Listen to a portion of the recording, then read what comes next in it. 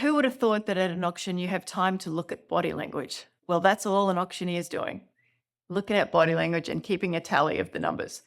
So my main thing that I notice with body language is that you can tell a couple might be bidding, they've got the pal, they're putting it up, they're like, and all of a sudden they're like, oh, and their body changes and you can see their body language has changed and you think, oh, they've reached their limit.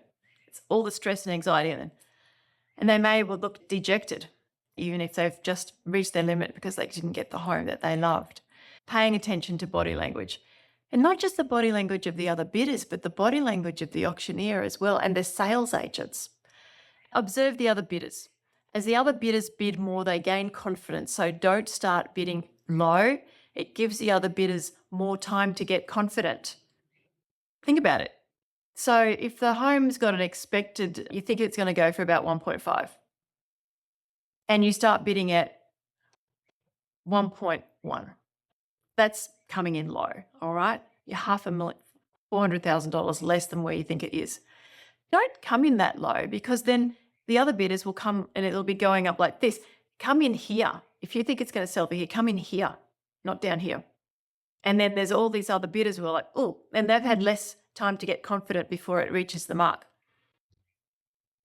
Notice who's holding their paddle confidently, who's twirling it in their hand, who's fidgeting with their paddle, who's just put their paddle away. They've put it away. Do you think it'll come out again? Who's just brought their paddle out of their pocket? As soon as bidders turn sideways, start looking at each other or shifting their body language, they may be reaching their limit. When a bidder suddenly starts looking relaxed or dejected, it's likely they've reached their limit and stopped bidding. All right, mind your own body language while bidding. Don't fidget and stand confidently.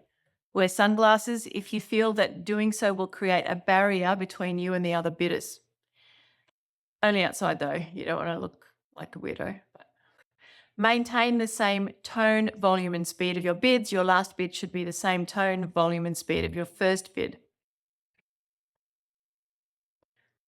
That way it will be hard to identify if you are at the upper limits of your budget. A less confident bidder may stop bidding because they believe that you have plenty of juice left in your tank.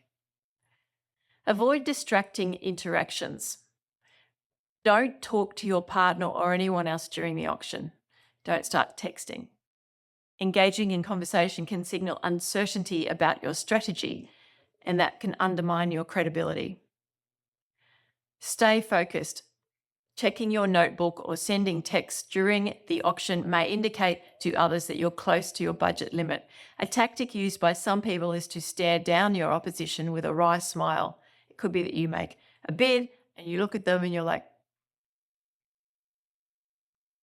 nothing more than that, but it's just you've got that confidence that you're happy to just ready, waiting, hurry up, waiting for your bid so I can outbid you. So before I was saying observe the auctioneer and the sales agents at the auction. Look, before we go on, just attend auctions. Start watching body language. Sales agents' body language can indicate how the auction is going. It can sometimes be clear when they are resigned to defeat. When the reserve price is met, the property will be on the market. The auctioneer does not need to point this out and probably won't. However, some auctioneers are quick to trial close. So they start getting excited. They're like, oh, we're on the market. We're going to sell today. They'll say things and they might pick up their hammer or they might roll the contract up so they're ready to hit their hand with it. They might unbutton their jacket. There's a few different things that they'll do so that you realize, oh, I think we're on the market. And you can start to slow things down dramatically with your bidding. However, you may notice a change in the auctioneer's tempo, tone of voice, or body language. There are some auctioneers out there that aren't that experienced, and there are some very good ones out there. They're trained not to show any signs that the bidding has reached the reserve price, but we're all human. He or she may say something like, make no mistakes, today we are definitely selling. So that's about body language.